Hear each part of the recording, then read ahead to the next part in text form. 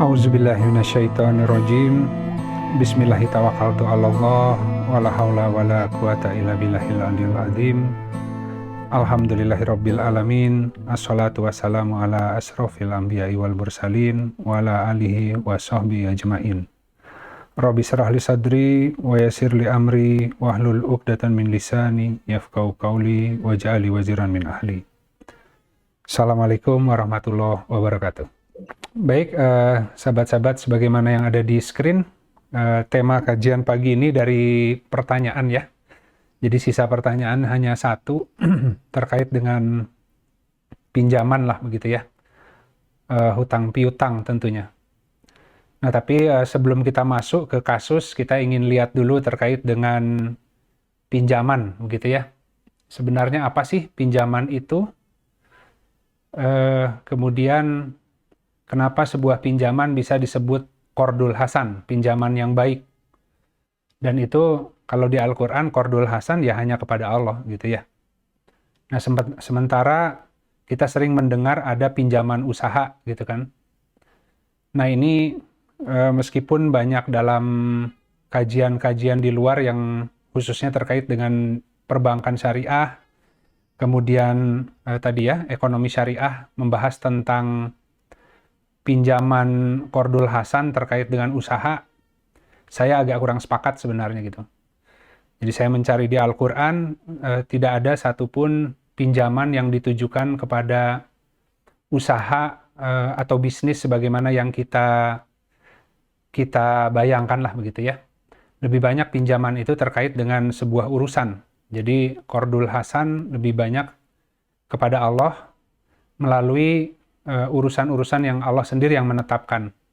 Meskipun nanti mekanismenya melalui makhluk, tapi secara esensi itu adalah bentuk investasi kita mengharap wajah Allah ya, dan ada janji pelipat gandaan dari Allah barang bagi siapa yang kemudian membelanjakan hartanya dengan memberikan pinjaman yang baik kepada Allah begitu. Baik, kita akan langsung lihat. Kita buka dengan surat At-Taghabun, Quran surat 64 ayat 16 sampai 17. A'udzubillahi minasyaitonirrajim. Bismillahirrahmanirrahim. Maka bertakwalah kamu kepada Allah menurut kesanggupanmu, dan dengarlah serta taatlah, dan belanjakanlah kebaikan bagi dirimu, gitu ya. Dan barang siapa yang dipelihara dari kekikiran dirinya, maka mereka itulah orang-orang yang beruntung. Jika kamu memberi pinjaman kepada Allah, pinjaman yang baik, Dia akan melipat gandakannya bagimu dan mengampunimu. Dan Allah Maha mensyukuri, Maha penyantun. Jadi sahabat-sahabat, ini kata kuncinya adalah di kalimat yang di bold ya, bahwa Allah memperkenalkan asmanya ya, Asy-Syakur ya, dan Al-Halim gitu. Jadi sebagaimana kita ketahui, Allah berfirman di Al-Quran, barang siapa yang bersyukur maka Allah tambah nikmatnya gitu ya. Jadi apapun bentuk syukur kita dari sesuatu yang Allah karuniakan kepada kita, itu pasti akan ditambah nikmatnya gitu. Dan juga di sini Allah Maha Penyantun ya. Penyantun itu kan sama dengan kalau kita menyantuni anak yatim. Kita ini semua anak yatim lah begitu ya.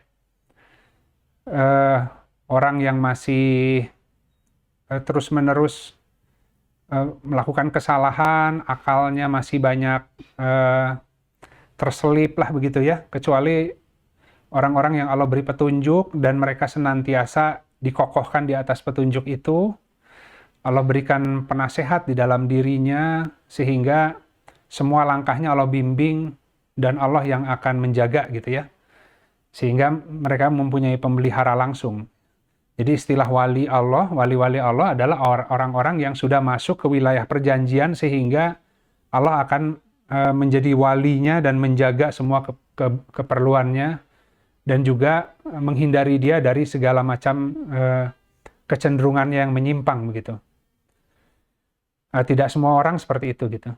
Jadi kalau wali Allah kita kenal seakan-akan wali Allah itu orang yang kemudian punya karomah ya. Tapi di dalam Al-Qur'an ya wali Allah eh, itu adalah orang-orang yang masuk ke wilayah perjanjian sehingga walinya adalah Allah gitu. Mereka wajib Allah jamin dan Allah tolong begitu ya. Nah, itu yang disebut para aulia, wali-wali Allah gitu ya. Itu yang umum, yang khusus memang ada gitu. Ya wali-wali Allah yang khusus yaitu sesuatu yang Allah sendiri yang memilih begitu ya. Setiap zaman akan ada rasulnya, karena nabi sudah tidak ada, maka Allah tunjuk para ulama-ulama yang hatinya bersih, maka Allah jadikan utusannya lah gitu ya, untuk kemudian menyampaikan ajaran daripada nabinya begitu. Jadi nggak ada wali yang kemudian mengajarkan berbeda dengan Rasulullah Shallallahu Alaihi Wasallam. Tidak ada wali yang mengajarkan Islam tapi kemudian nggak pakai Al-Quran. Itu nonsens, nggak akan mungkin. Karena perjanjian menjadi wali itu ada amanahnya, dan mereka pasti diikat oleh perjanjian untuk menolong Rasulullah gitu ya. Nah, demikian mungkin ya. Jadi yang pertama adalah terkait dengan Allah Maha Mensyukuri, Maha Penyantun. Jadi ini terkait dengan barang siapa yang memberi pinjaman ya. Allah melipat gandakan dan mengampuni gitu. Allah Maha Mensyukuri dan Maha Menyantuni gitu ya.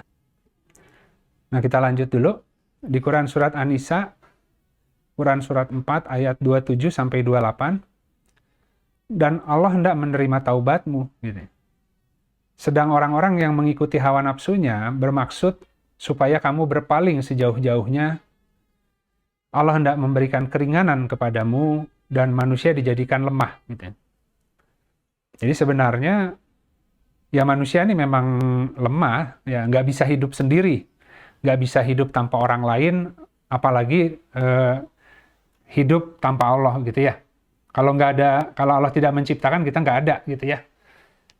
Tapi keadaan kita yang lemah itu sebenarnya Allah yang menciptakan gitu.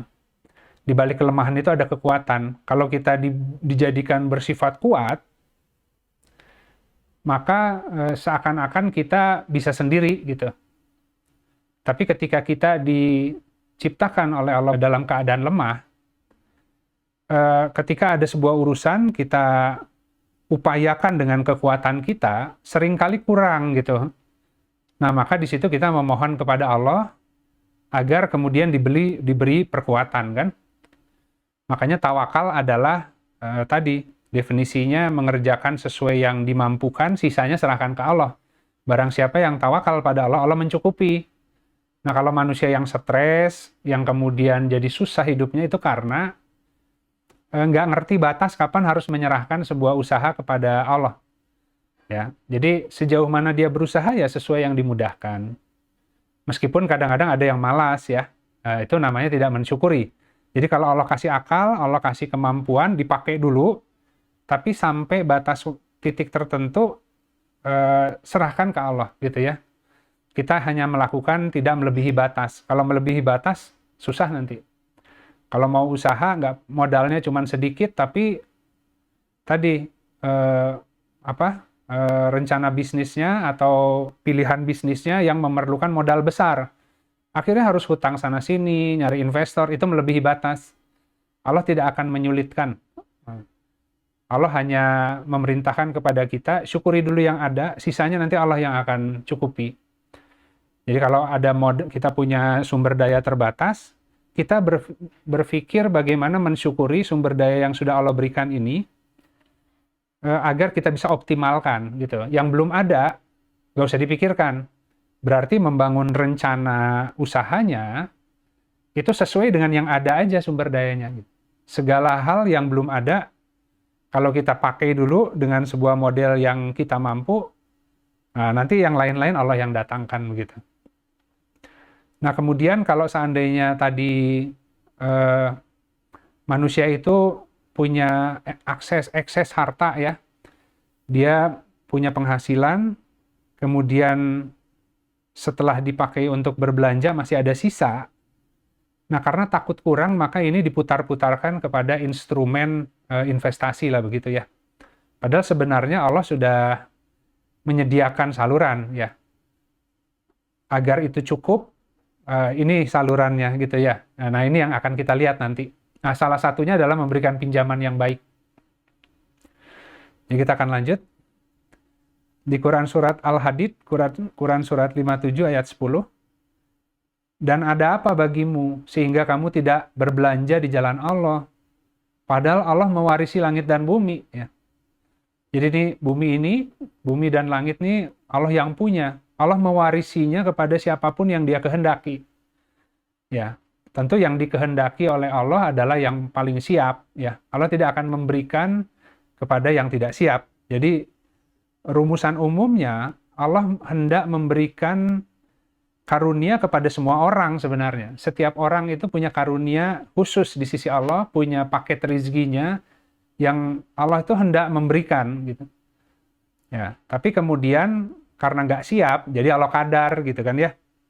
Nah makanya tadi, kenapa nggak belanja di fisabilillah, di jalan Allah ya. Ya nanti kalau kamu berbelanja di jalan Allah, kamu membelanjakan harta dan dirimu sesuai tadi ya, yang Allah perintahkan, nggak usah takut kurang gitu. Nanti Allah yang akan menyediakan, bahkan diperluas gitu ya, menjadi bendahara. Nah kita lanjut, tidak sama di antaramu orang yang membelanjakan hartanya sebelum penaklukan, ya. Nah ini dalam konteks sejarahnya Mekah gitu ya. Dan ia turut berperang. Mereka itu lebih tinggi derajatnya daripada orang-orang yang membelanjakan hartanya setelah itu, setelah penaklukan Mekah ya. Dan mereka juga turut berperang. Dan Allah telah menjanjikan kepada masing-masing mereka balasan yang lebih baik. Dan Allah terhadap apa yang kamu kerjakan Maha mengetahui. Ya, jadi kalau jangan kayak bank ya. Kalau orang lagi susah, baru mau merintis usaha, susah tuh syaratnya gitu. Kalau usahanya sudah maju, ditawarin kredit terus gitu. Kan seperti itu ya. Kalau kitanya sedang tidak butuh, ditawar-tawarin terus gitu. Ketika kita lagi butuh, dikasih persyaratan yang susah. Gitu. Jadi artinya gini, ada keutamaan ketika seseorang dalam kesulitan kita bantu gitu ya. Atau sebuah urusan masih dalam tahap ngebangun, belum jelas nih apakah kita bisa memenangkan urusan ini gitu ya. Nah, jangan-jangan kita sudah ikut investasi, nanti urusannya kalah ujungnya gitu kan ya. Nah, sama dengan berperang gitu. Ketika hendak menaklukkan Mekah, sebelum itu ya menginfakkan hartanya untuk membantu perjuangan untuk menaklukkan Mekah. Ya, setelah Mekahnya takluk, kemudian dikuasai kembali oleh para mukmin, ada juga yang berinfak untuk membangun macam-macam di dalam. Oh, itu beda derajatnya. Yang sebelumnya misi pembebasan, yang satunya misi pembangunan gitu ya. Jadi ini kita pembebasan dulu ya. Kalau membangun nanti gitu ya. Kita harus membebaskan. Ini akan terkait dengan pembebasan budak sebenarnya. Banyak orang yang terpenjara dengan ilmu, dengan pikirannya, terpenjara akhirnya dengan cara bergeraknya sehingga terlilit hutang, itu terpenjara oleh kebodohan. Jadi kita harus selamatkan dulu, membebaskan mereka dari penjara pengetahuan yang salah. Kenapa terlilit hutang, kenapa hidupnya banyak musibah, karena umumnya tadi melebihi batas ya, tidak melihat karunia yang Allah kasih, tidak melihat sumber daya yang Allah kasih. Pokoknya setiap ada peluang, ada apapun tanpa mengukur diambil ya. Jadi gambling lah gitu. Nah, jadi kita lihat bahwa ini adalah terkait dengan membelanjakan harta sebelum penaklukan ya. Nanti kita akan lihat. Kita lanjut dulu, kita tadabbur ayat dulu, nanti ada skema insya Allah. Di Quran Surat Al-Baqarah, Quran Surat 2 ayat 243, tidakkah kamu memperhatikan kepada orang-orang yang keluar dari kampung halamannya dan mereka beribu-ribu jumlahnya karena takut mati? Maka Allah berfirman kepada mereka, matilah kamu gitu ya. Kemudian Allah menghidupkan mereka. Sesungguhnya Allah benar-benar mempunyai karunia untuk diberikan kepada manusia, akan tetapi kebanyakan manusia tidak bersyukur. Gitu. Nah ini kan maksudnya itu orang itu berlindung di balik hartanya gitu. Kampung itu kampung syahwat gitu. karena kurang iman, kurang yakin kepada janji Allah, bahwa amal soleh ya dalam keadaan beriman itu akan diberikan penghidupan yang baik, tidak akan kekurangan ya. Orang yang bersedekah tidak akan pernah miskin ya, karena Allah akan tambah terus, akan dibuka jalan-jalan rezekinya, akan diberikan macam-macam karunia dalam bentuk pemahaman, tidak akan buntu begitu ya. Bisa melihat kehidupan ini sebagai bumi Allah yang luas gitu, sebagai tempat hijrah ya. Nggak akan sempit, nggak akan mentok gitu ya. Nah tentu tadi kalau bersedekah secara harta memang berkurang ya. Nah sulit ya kalau kita mikirnya itu linier. Kalau saya bersedekah 1 juta, saya alokasi misalkan 10 juta, 1:10 seminimalnya. Nah ini terlalu sempit melihatnya gitu. Akhirnya nanti berinfak harta, mintanya harta lagi gitu kan. Padahal sebenarnya kalau kita berinfak harta, ya dadanya diluaskan untuk berserah diri, diberi macam-macam petunjuk, akalnya dipandaikan, sumber dayanya didatangkan semua, kemudian dikasih kemampuan mengolah, otomatis dia akan bisa terus produktif dan menghasilkan seminimalnya 10 ya, sampai 700 gitu. Terus berkembang gitu, mitra usahanya makin banyak.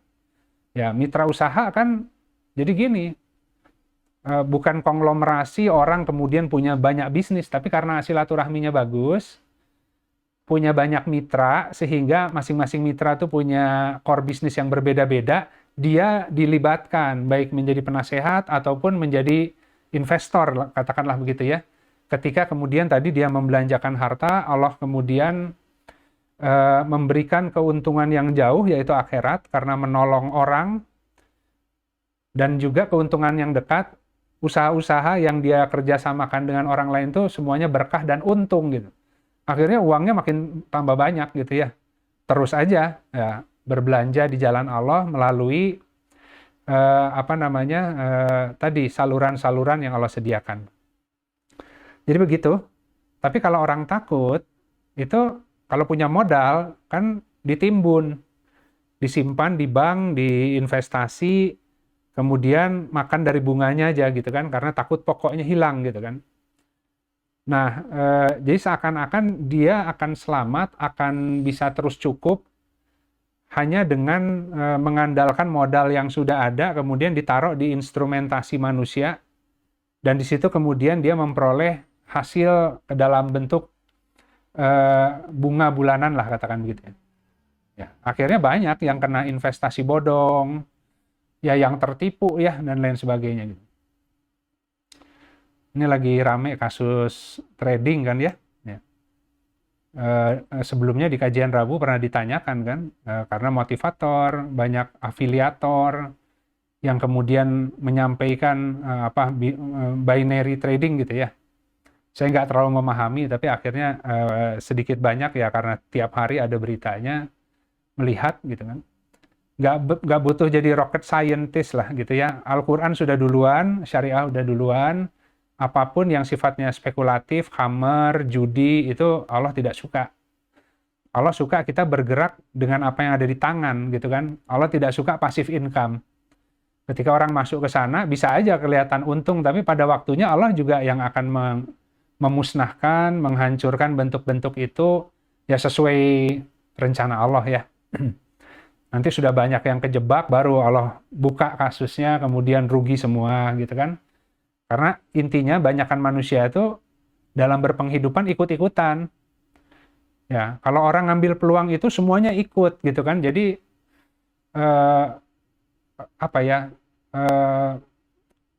following trend lah gitu kan ya, ikut-ikutan tren. Nggak ngerti itu trennya benar atau salah. Ya, alam syaitonnya ya ketawa-ketawa aja. Meskipun dapat penghasilan dari sana, katakan besar, kalau caranya salah, nggak sesuai dengan yang Allah perintahkan di Al-Quran, agar mensyukuri semua kemampuan yang ada di diri kita, nanti akan dihisab gitu ya. Tapi kalau misalkan Allah kasih kemampuan jahit, dipakainya buat jahit. Ketika menjahit itu saking bagusnya jahitannya, kemudian banyak orang yang amanah percaya, bahkan ada masjid, ada pesantren yang mempercayakan, dia buka menjadi berkembang usahanya dengan standar yang baik, menyediakan pakaian yang bagus, yang nyaman buat orang ibadah misalkan ya. Wah, canggih itu. Gitu. Dapat keuntungan secara finansial, relasinya banyak, berkah, dan yang paling penting, karena Allah kasih di dia keterampilan itu, dia mensyukuri, ya Allah karena aku hanya dikasih kemampuan yang paling menonjol dalam hal menjahit, dan aku yakin ini Engkau yang memberikan, maka ini yang aku syukuri. Itu aman, gitu ya. Tapi tadi, sampingannya trading ini, trading itu, ya Allah akan tanya, emang kurang dari keterampilan yang Allah kasih? Kenapa nggak istiqomah di sana? Karena nanti ada kantong-kantong rezekinya Allah terkait dengan keterampilan itu. Kan si rezeki manusia sudah ada satu pasangan dengan orangnya ketika Allah ciptakan. Nah, ketika Allah ciptakan dia dengan karunia-Nya masing-masing, diberi keterampilan, ya, bakat bawaan lah gitu ya. Kalau dia aktivasi itu, si rezeki yang Allah sediakannya kebuka gitu. Bukannya belum ada sebenarnya, itu udah ada. Hanya kunci yang membuka, mensyukuri apa yang Allah kasih. Jadi skill yang kita bangun dalam diri kita, itu bentuk syukur agar rezeki yang sudah Allah jamin, Allah sediakan bagi setiap orang, itu bisa nyampe gitu kan. Nah, kalau kita nggak baca Al-Quran, kita akan mikirnya, ya ikut kursus A, B, C, D, ya umum kita kan dulu semua mungkin begitu ya, kita belum tahu ilmunya. Kita belum yakin dengan janji Allah. Jadi kita mungkin cari kira-kira apa ya mata pencarian penghasilan yang hari ini bisa mendatangkan hasil yang cukup atau lebih lah, gitu kan. Oh, yang lagi tren itu misalkan tadi profesi itu jadi dokter, profesi jadi lawyer. Akhirnya semua pengen jadi profesi itu. Atau ada keterampilan tertentu, misalkan urus franchise atau apalah gitu ya. Orang semua ikut kursusnya gitu kan ya. Karena nggak ngerti, karena lihatnya keluar. Jadi semua orang itu jadi pasar tersendiri bagi penyelenggara training, kursus ya. Semua akan menjual bahwa apa yang dia bawa adalah jalan yang paling cepat untuk memperoleh kekayaan. Ya mereka mah dapat dari jualan itu gitu ya, promonya gitu. Nah, kita nih yang jadi konsumen ikut-ikutan, ikut training sana sini, ya dengan harapan kalau kita dapat ilmunya, kita praktekkan, kita bisa dapat rezekinya lebih baik gitu. Padahal Allah udah taruh, kamu tuh udah punya rezekinya. Cara ngebukanya tadi aktivasi yang Allah kasih di dalam diri kamu. Jadi orang jarang melakukan pemetaan dirinya dan mohon kepada Allah agar tadi Allah tunjukkan siapa diriku gitu ya. Apa yang karunia Allah berikan, yang dimudahkan bagi saya ya, yang mungkin apa ya, itu tidak diberikan kepada orang lain gitu kan. Nah, setiap orang punya tuh yang khasnya itu. Kalau saja dia kemudian terus-menerus mendekat ke Robnya itu akan tahu. Gitu. Di Quran surat Al-Baqarah, lanjut ya, di Quran surat 2 ayat 266. Adakah salah seorang di antara kamu yang ingin memiliki kebun kurma dan anggur yang mengalir di bawahnya sungai-sungai, di dalamnya ia memiliki segala macam buah-buahan. Kemudian datang masa tuanya, sedang ia memiliki keturunan yang masih lemah atau kecil. Lalu menimpa kebun itu angin keras yang mengandung api, sehingga habis terbakar. Demikianlah Allah menerangkan ayat-ayatnya kepadamu agar kamu memikirkannya. Ini kan investasi. Kalau orang tua itu investasi biasanya untuk mengamankan masa depan anak. Orang tua beranggapan bahwa kalau anak tuh ditinggalkan aset yang banyak, ditinggalkan tabungan yang banyak, disekolahkan yang tinggi, ya pasti akan aman hidupnya gitu ya. Kenyataannya enggak ya. Ketika pensiun, uangnya kena musibah, habis ya. Kemudian anak-anaknya sekolah tinggi, tapi akhlaknya tidak terbangun ya. sebentar habis tuh harta orang tuanya. Bahkan sebelum orang tuanya meninggal udah dihabiskan oleh anaknya gitu kan, karena punya lifestyle yang tinggi gitu ya. Atau tadi sudah nyiapin segala macam, di ujungnya ya diserobot orang lah gitu ya. Atau musnah kena musibah tadi ya. Jadi artinya udah nyiapin semua aset dan sebagainya dalam bentuk investasi, punya tanah yang banyak, semuanya bersengketa, bermasalah karena lama nggak dimanfaatkan dan kemudian digarap oleh orang lain, kemudian dipalsukan mungkin sertifikat dan sebagainya. Kalaupun mau aman harus inspeksi tanahnya setiap bulan supaya dipastikan tetap aman, kan repot hidupnya. Jadi berlindung di balik harta, timbunan aset, kekayaan dengan harapan bisa jadi jaminan untuk anak-anak yang masih kecil. Ternyata ketika di ujungnya nggak bisa sampai itu hartanya ke anaknya ya. Bahkan ketika orang tuanya meninggal, warisnya bermasalah misalkan ya, digugat orang. Ataupun karena anak-anaknya tadi tidak mengerti hukum agama, fokusnya hanya harta saja karena orang tuanya mencontohkan hal yang demikian. Saking bergantungnya pada harta, sehingga rebutan jadi rame gitu ya. Wah, macam-macam gitu. Nah, ini takdir yang sangat buruk ya. Kita sebagai orang tua sudah meninggal, harapannya ada doa dari anak yang soleh, boro-boro soleh. Anaknya rebutan harta gitu ya, dan maksiat pada Allah gitu. Ya karena contoh orang tuanya ya dapat sahamnya juga kan. Dia yang menjadikan anaknya kemudian belok dari fitrahnya gitu. Orang tua saking takutnya masa depan, anaknya nanti kamu kalau udah besar ngambil ini sekolahnya, kamu nggak boleh jadi profesi ini, nggak ada duitnya. Wah, semua bentuk waham-waham dikasih karena nggak ngerti persoalan rezeki itu udah Allah yang atur ya. Sudah ada pasangannya dengan jiwa yang dilahirkan gitu. Nah, kalau saja dia mengikuti fitrahnya, sesuai yang Allah ciptakan, ya insya Allah akan bertahap terbuka gitu kan. Semakin terbuka rizkinya, yang terutama rizki pengenalan kepada Allah yang memberikan karunia itu kepadanya. Baik, kita lanjut ya. Jadi bentuk investasinya seperti itu. Nah, ini langsung ke skema nih. Saya akan cerita sedikit ya. Jadi kalau dalam 100% harta, katakanlah tadi zakat nggak saya masukkan, otomatis sudah dikeluarkan ya. Jadi kalau dalam harta itu kita ada urusan nafkah, ada urusan qirad. Jadi saya ingin jelaskan dulu yang disebut pinjaman atau dalam bahasa kita qard, atau tadi pinjaman yang baik, qardul hasan gitu ya. Jadi qard itu maknanya adalah memotong. Kalau kita punya 100% harta, kita potong sebagiannya gitu kan ya.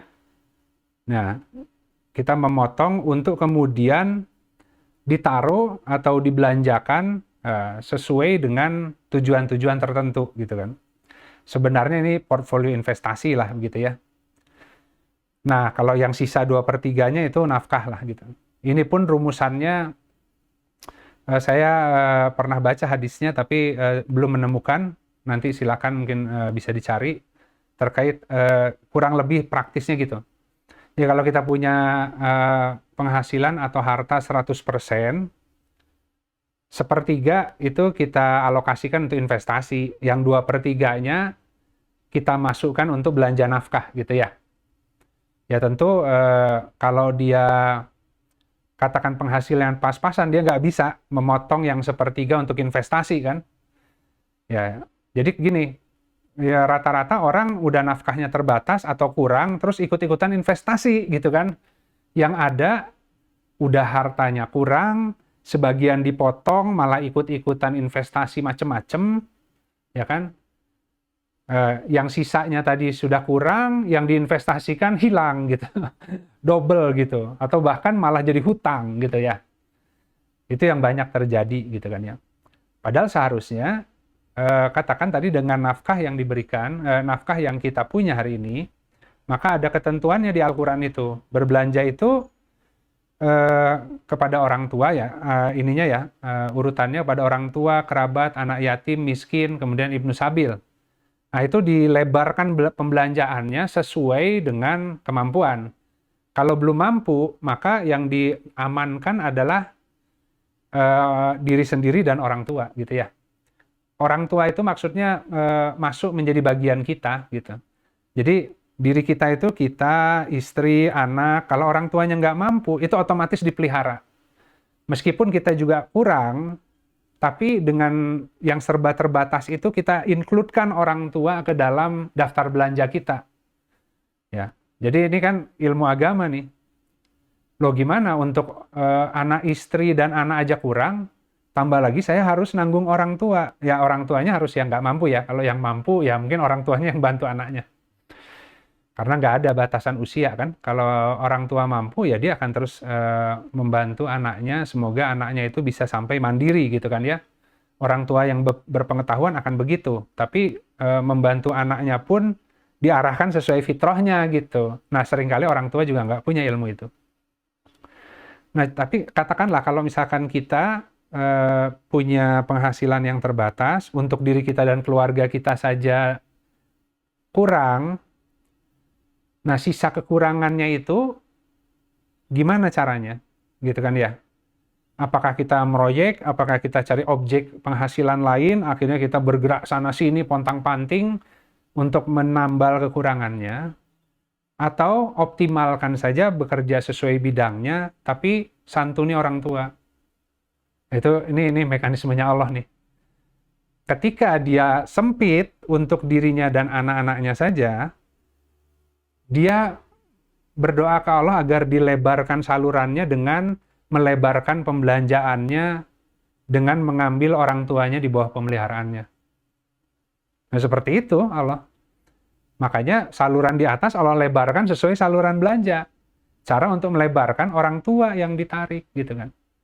Makanya agak ngenes ya kalau hari ini kasus seorang suami, seorang istri mau berinfak ke orang tuanya tapi harus diem-diem, takut pasangannya tahu. Nanti istrinya marah kan, kamu udah tahu kita kurang, terus-menerus aja ibu kamu yang diurusin, dikirimin terus gitu kan. Itu nggak ngerti mekanisme Allah. Justru itu cara agar dilebarkan. Tadi si kantong rizki yang sudah ada itu dibuka. Usahanya ya dioptimalkan sedikit saja dari yang sudah ada, dievaluasi gitu ya, tanpa harus berlebihan batas. Tapi karena ada mekanisme pembuka kuncinya dengan melebarkan pembelanjaan sesuai perintah Allah.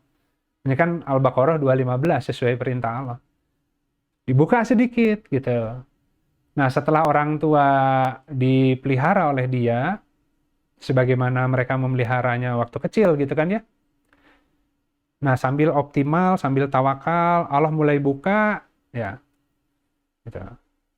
Kalau mau lebih lebar lagi, buka lagi ke kerabat, seperti itu. Nah, ini mikirnya, wah saya aja susah, tambah lagi mau bantu saudara. Justru karena kamu susah. Ya kan? Karena kamu susah, cara melebarkannya dilebarin lagi ke keluarga. Ya tentu nggak semuanya ya semampunya gitu ya. Nah, itu ngebuka lagi di atasnya. Jadi usahanya hanya standar sesuai yang dimampukan, tapi tiba-tiba ada bukaan jalan aja, ada yang nambahin modalnya, ada yang nambahin mitra usahanya, bidangnya sih sama gitu kan. Jadi usahanya semakin diberkahi oleh Allah, dibuka. Jadi tetap satu usahanya, nggak usah jadi punya 10 usaha karena yang menghasilkan 1, 5 ya pas-pasan, yang sisanya rugi gitu ya. Portfolionya sih banyak, tapi yang menghasilkan cuman sedikit. Kalau ini satu, tapi hasilnya digedein. Bayangin ya, konsumennya dibanyakin sama Allah, modalnya ditambahin ya melalui mitra usaha mungkin, ya ada melalui vendor-vendor yang memberikan keringanan tadi ya karena sangat percaya, macam-macam. Dikasih juga inovasi agar produknya terus berkembang ya, menjadi market leader barangkali gitu ya. Terus karena kan dikasih daya untuk bisa inovasi ya, bisa melakukan R&D, itu Allah yang ngasih ya. Makanya kalau Allah stop karunia-Nya dalam bentuk inspirasi pemikiran, punya modal banyak juga nggak bisa ngelola. Nah, tadi kalau sudah dengan kerabat, tambah lagi anak yatim, tambah lagi miskin, tambah lagi ibnu sabil. Wah, itu makin lama makin luas. Usahanya ya gitu-gitu aja. Gitu kan ya. Tapi mekanisme untuk menambah keberkahan dari bidang yang kita kerjakan tentu ya harus sesuai ya dengan diri masing-masing, itu harus dicari, harus dimohonkan ke Allah. Mekanismenya untuk buka kerannya adalah tadi melebarkan belanja gitu. Makanya di Quran surat Al-Baqarah di yang 219-nya itu terkait dengan dosa khamr dan judi. Jadi Allah ya tadi ya menjelaskan bahwa meskipun ada manfaatnya tapi dosanya lebih besar ya. Mereka kemudian yang menarik nanti kalau sahabat-sahabat lihat setelah dijelaskan tentang khamr dan judi bahwa itu sesuatu yang dosa lah di sisi Allah gitu ya. Meskipun ada manfaatnya tapi dosanya jauh lebih besar sehingga disuruh untuk meninggalkan. Selanjutnya ada kalimat mereka bertanya kepadamu apa yang harus dinafkahkan, yaitu yang melebihi keperluan. Jadi kalau teman-teman lihat di Quran surat Al-Baqarah 215 dan 219 sama kalimatnya. Mereka bertanya kepadamu apa yang dinafkahkan. Yang 215 ya hendaklah engkau bernafkah kepada orang tua, kerabat, anak yatim dan seterusnya. Di 219 sama kalimatnya. Mereka bertanya kepadamu apa yang harus mereka nafkahkan. Allah jawab, yaitu yang melebihi keperluanmu. Tapi setelah menjelaskan bahwa dosa khamr dan judi, ya, nah, belanja agar bisa memperoleh saluran dunia akhirat sebenarnya, gitu ya. Jadi kalau tadi punya surplus belanja, jangan sibuk investasi sana sini, apalagi yang bentuknya khamr dan judi, ya kan? Jadi, wah ada investasi ini lagi baru, katanya sebentar ada passive income ini, ikut-ikutan jadi ini itu, tapi nggak sesuai bidang dirinya. Allah udah kasih, itu khamr tuh mabuk ya. Karena orang promosikan, ya ada orang yang kemudian mungkin selebgram atau apalah gitu ya, yang kemudian mereka ya hari inilah gitu ya kasusnya ya, anak muda sukses, hartanya banyak, pandai bisnisnya, akhirnya membangun keinginan, membangun motivasi, harapan yang salah gitu, semua ingin ke sana gitu, ingin shortcut. Itu khamr tuh, udah salah ilmunya. Allah udah nggak suka tuh. Sukanya amal soleh sesuai kemampuan. Nggak suka passive income. Kalau masih mikirnya, gimana caranya nanti pensiun bisa santai, rezekinya datang sendiri, Allah paling nggak suka itu. Karena orang akan berhenti beramal, gitu kan ya. Kalau udah mikirnya begitu, artinya dia akan mengurangi amalnya. Tapi terus sampai sebelum meninggal beramal terus. Kalau sudah pensiun ngajar ilmu-ilmu yang bermanfaat, begitu ya, memberi nasihat kepada generasi muda, terus nggak ada pensiun ya. Di sana mungkin karena dia mensyukuri ilmu yang diberikan, meskipun usia sudah pensiun, ternyata diangkat jadi tenaga ahli, staf ahli, ya, dosen, tempat bertanya oleh banyak orang. Dikasih juga gitu, ada honornya dan sebagainya. Oh, nggak ada pensiun. Terus itu yang Allah suka, seperti itu. Jangan sampai disia-siakan. Itu kita harus bangun menjadi investasi akhirat. Nah, kemudian khamr adalah bentuk kemabukan, makanya kan orang-orang yang memakan riba, ya ayatnya gitu ya tentang riba. Mereka tidak bisa berdiri kecuali berdirinya orang yang seperti kesurupan setan, sempoyongan gitu kan ya. Nah, itu khamr kan, mabuk gitu, karena dengan harta karun, dengan investasi, dengan hal-hal yang begitu tuh, meninggalkan karunia yang Allah kasih dan jaminan rezeki untuk gambling. Itu senangnya setan tuh. Ya. Orang semakin menjauhi fitrahnya, menjauhi apa yang karunia Allah sudah kasih. Gitu. Nah, jadi itu kalau nafkah ya, nafkah kira-kira begitu. Nah, kemudian yang sisanya yang qirad ya, kalau tadi punya kelebihan, maka nafkahnya dipastikan sesuai prinsip yang tadi lah gitu ya. Usaha dioptimalkan, tapi bukan karena usaha semakin maksimal kemudian hasil makin banyak. Kunci-kuncinya adalah dilebarkan sedikit-sedikit saluran belanjanya, agar saluran masuknya Allah lebarkan. Jalannya hanya itu aja sebenarnya gitu ya.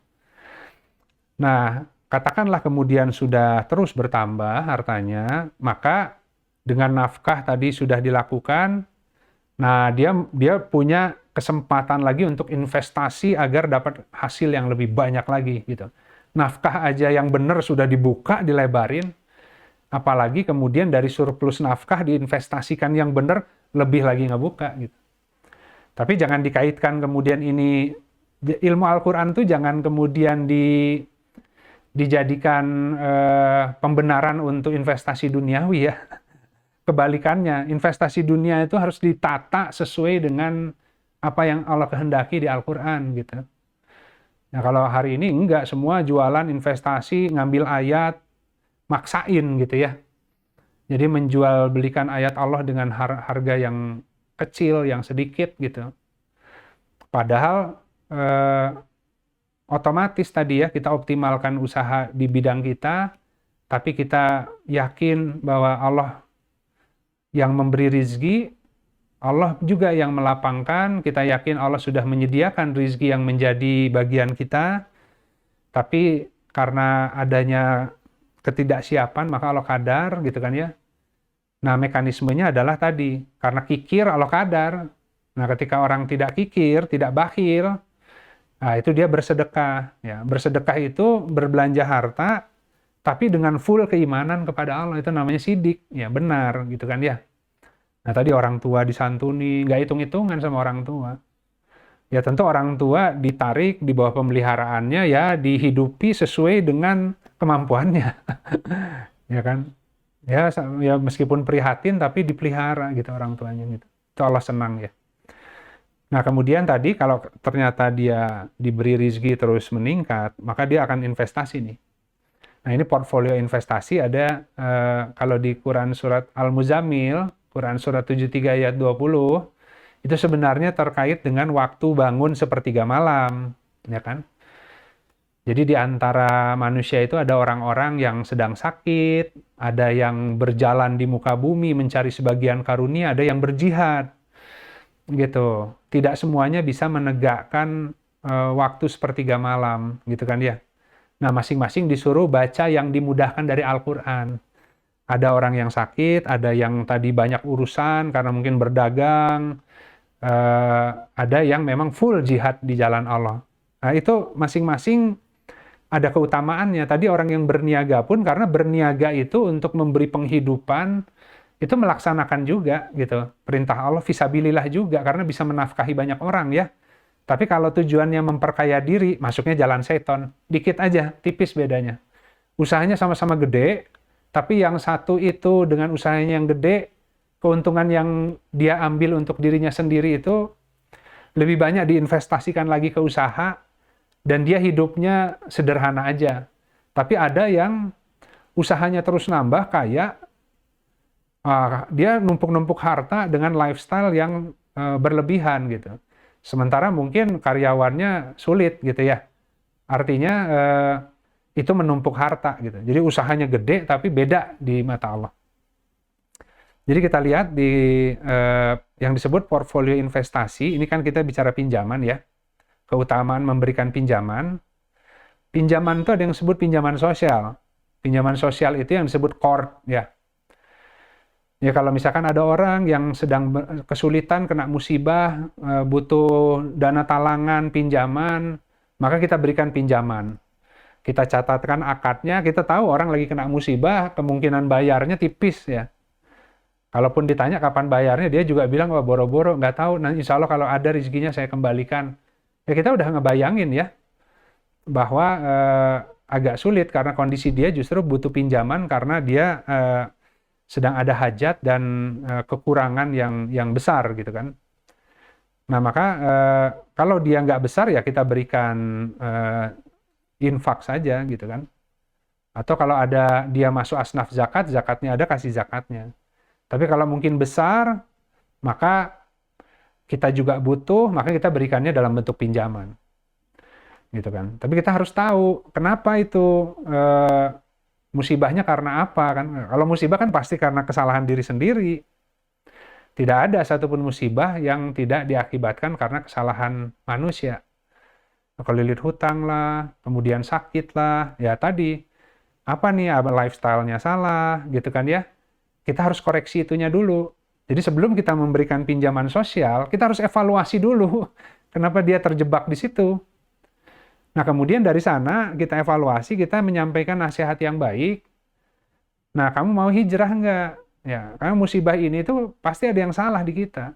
Nah, kalau saya memberikan pinjaman agar kamu bisa keluar, ya, atau menolong kamu lah ya, untuk melapangkan sementara dari musibah yang terjadi hari ini, tapi kamu harus hijrah, karena kalau enggak, ini pasti akan mau ditolong terus sama orang juga akan kena musibah lagi gitu. Akhirnya terus kebenam hutang makin banyak gitu. Jadi qard itu dikeluarkan tapi harus lihat dulu gitu. Karena balik lagi bahwa ini qirad ini kan memotong untuk tolong menolong dalam albir dan takwa. Ini bentuk investasi kita. Kemudian kedua, kalau dia itu tadi memenuhi hajat orang-orang yang sedang dalam kesulitan, katakan lihat dia salah pola, tapi dia mau hijrah memperbaiki, boleh kita tolong. Tapi kalau udahlah tenang, pokoknya saya pinjemin dulu nanti gampang ya. Sambil nggak ada kesadaran bahwa itu salah, nggak berubah ya kita minjemin juga kita jadi salah gitu ya. Nah kemudian yang kedua, kalau bentuk portfolio investasinya, bisa juga tadi ada orang-orang punya keahlian, mau usaha dengan benar, tidak punya modal.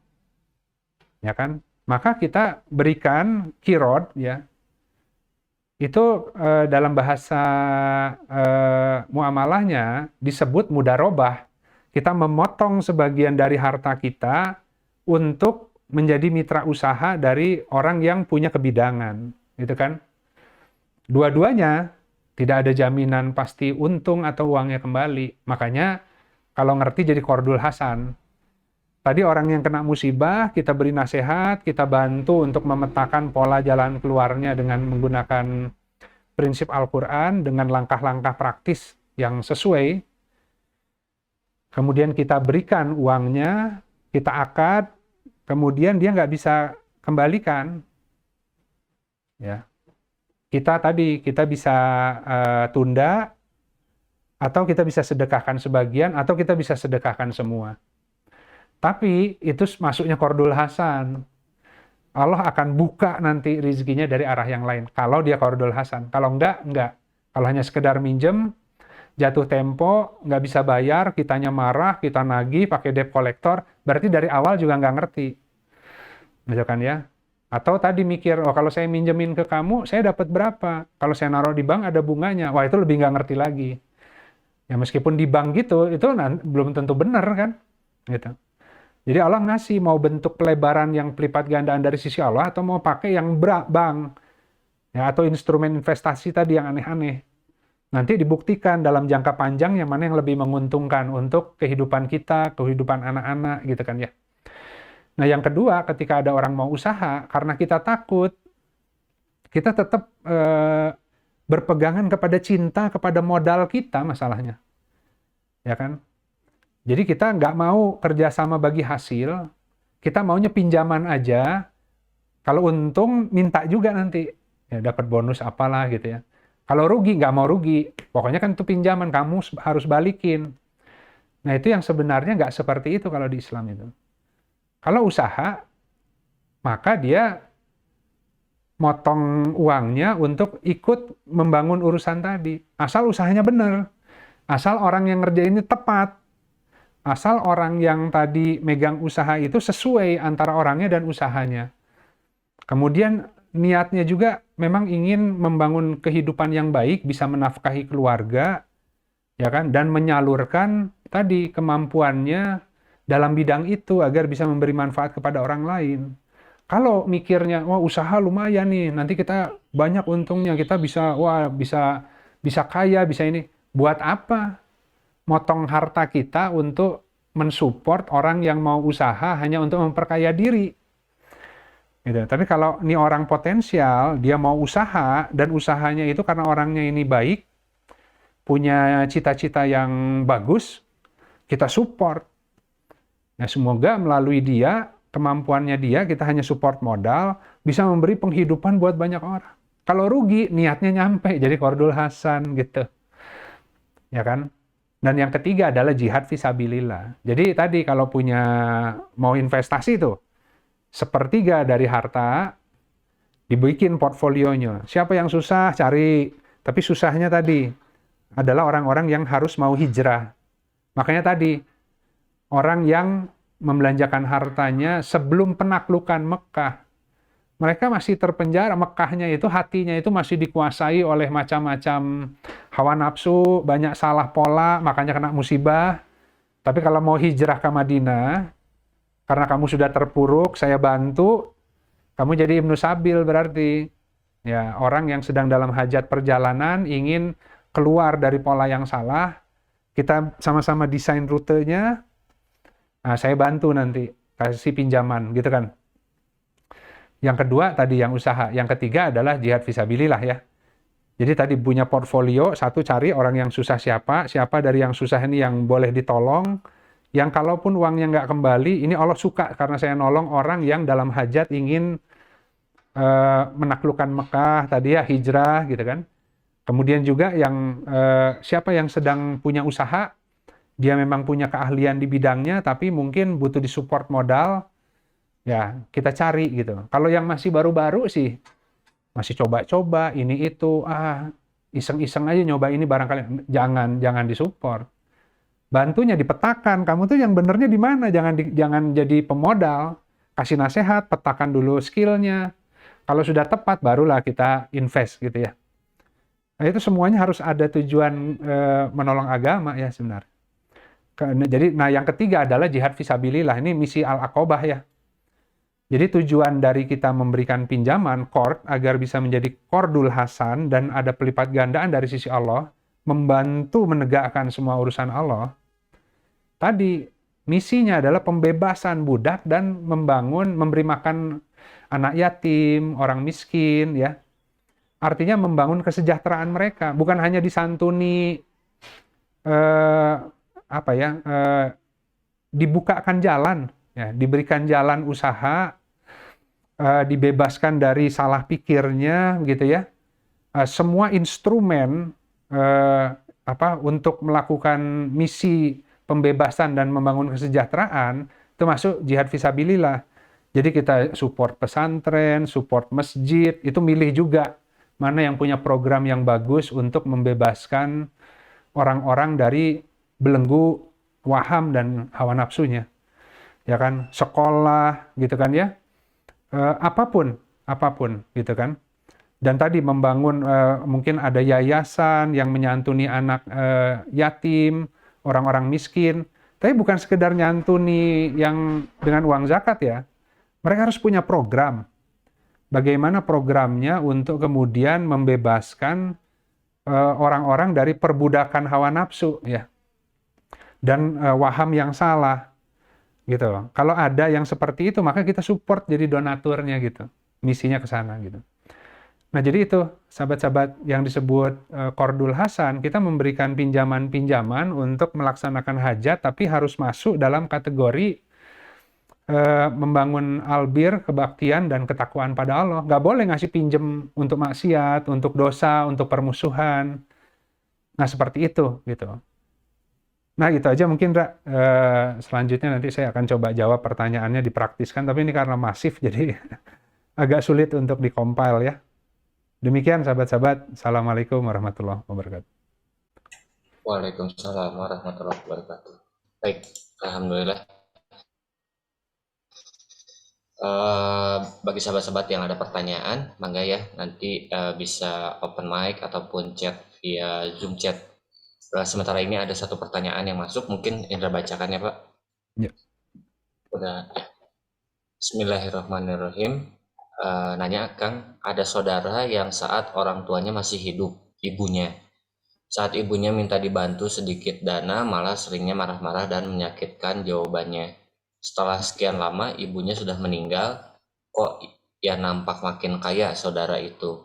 Memang bagi keluarganya segala sesuatu yang terkait uang sangat ketat, bahkan terkesan pelit atau berhati-hati yang berlebihan sejak dulu. Seringkali saudara ini posting di grup keluarga seolah-olah keberhasilan saat ini buah dari semua prinsip pengalokasian uang yang dia lakukan sekaligus. Memang karena anak-anaknya bekerja di instansi keuangan yang bonafit menurut kacamata umum saat ini.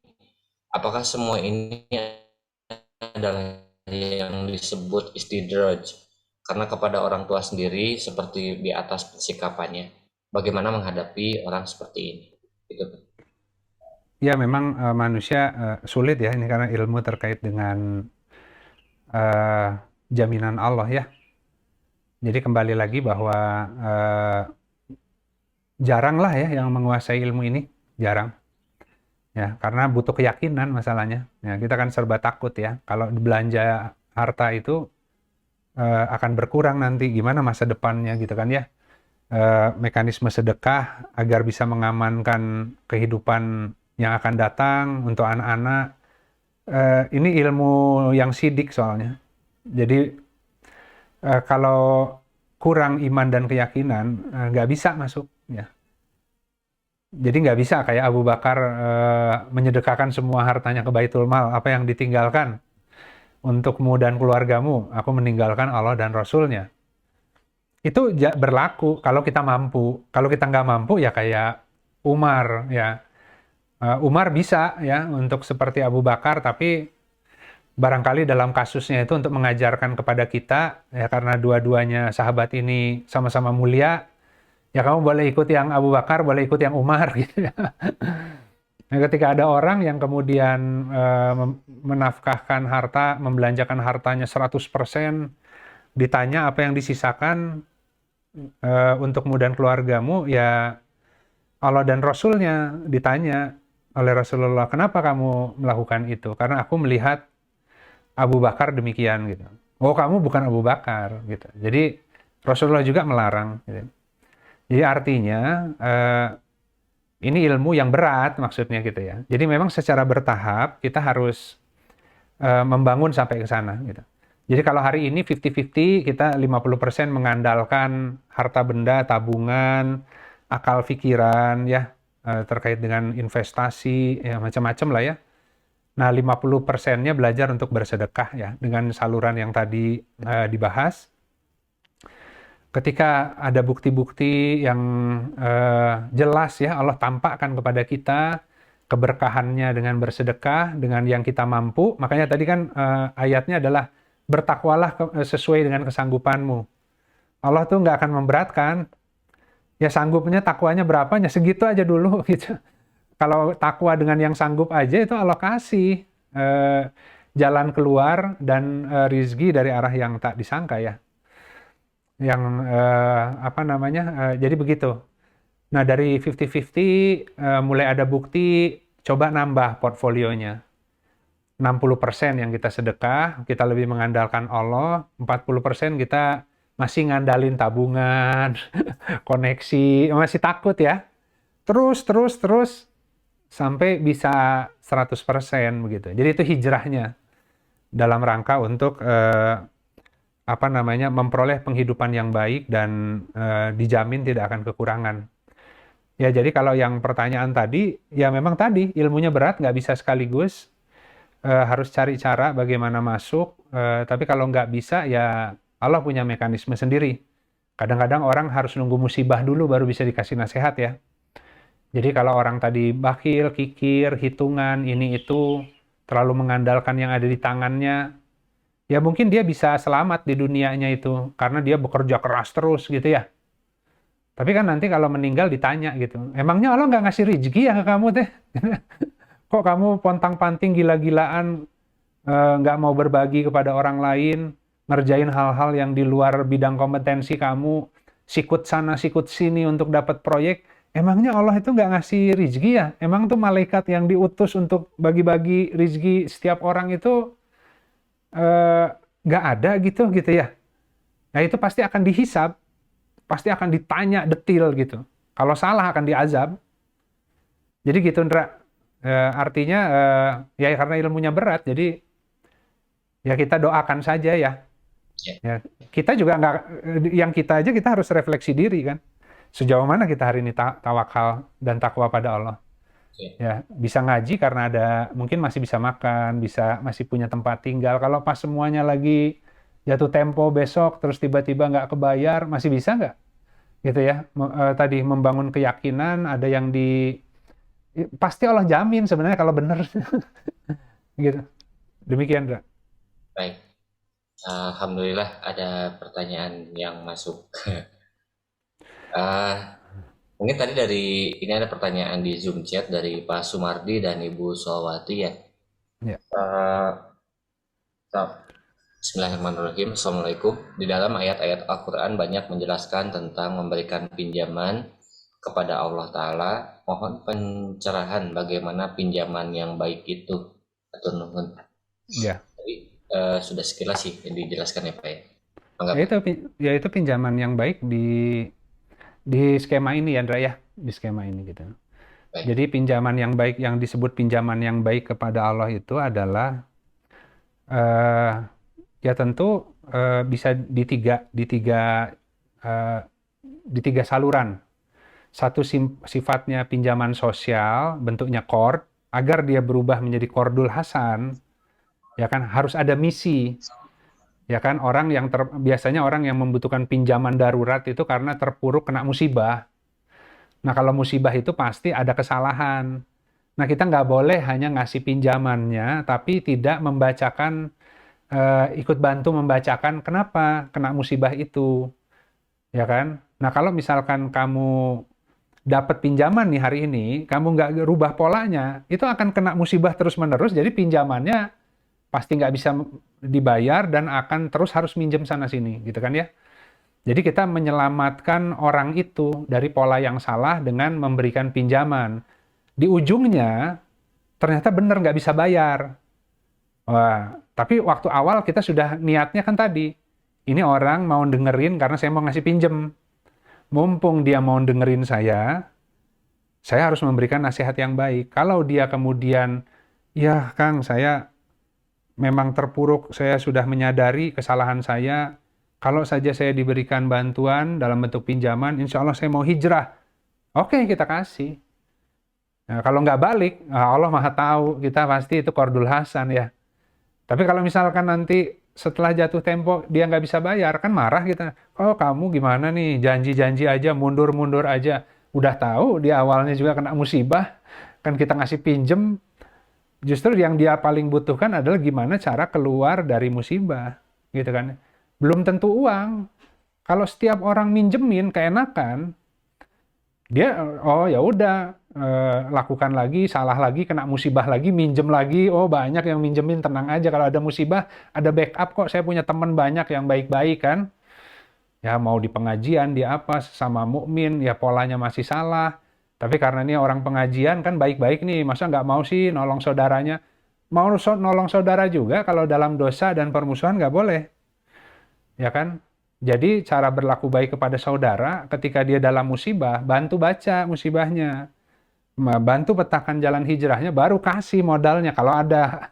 Ya kan? Kalau nggak ada, sudah benar cara bacanya saja, dia kemudian berserah diri ke Allah, bisa keluar tanpa kita ngasih uang juga.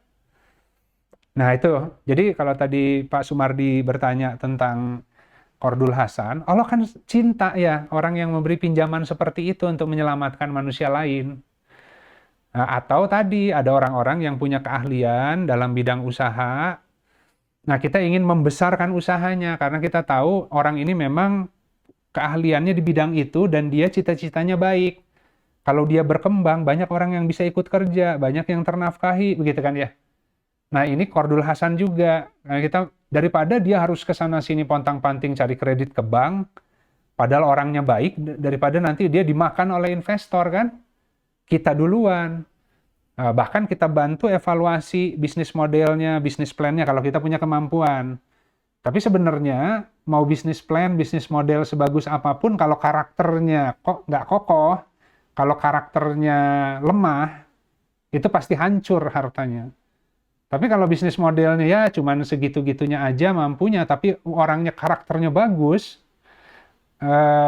tadi ya gagah gitu ya, ke Allahnya juga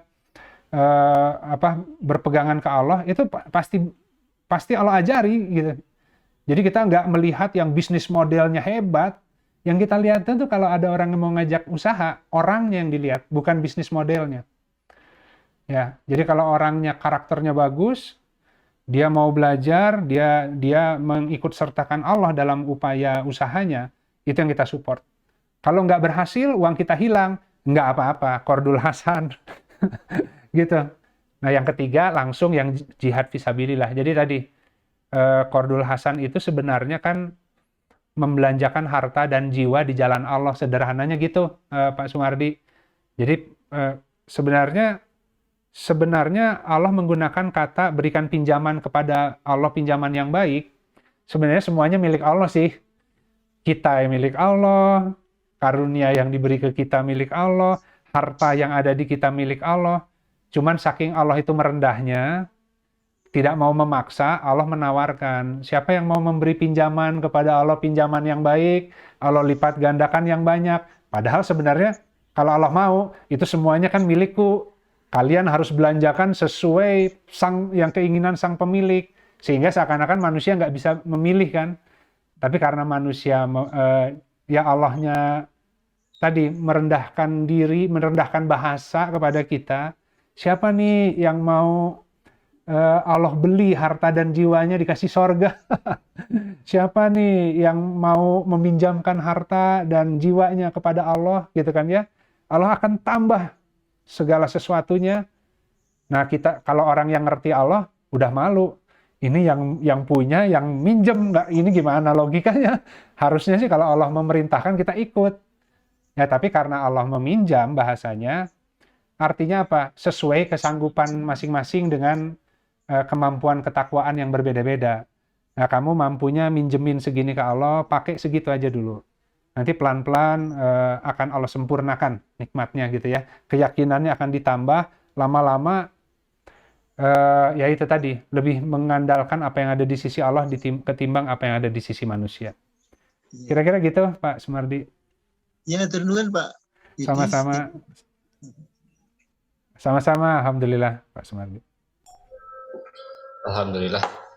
Baik, sahabat-sahabat, mohon izin ya karena di PPL sudah berkumandang azan zuhur. Jadi untuk pertanyaan-pertanyaan yang lain kita masukkan ke sesi berikutnya ya. Dimasukkan ke daftar untuk sesi berikutnya.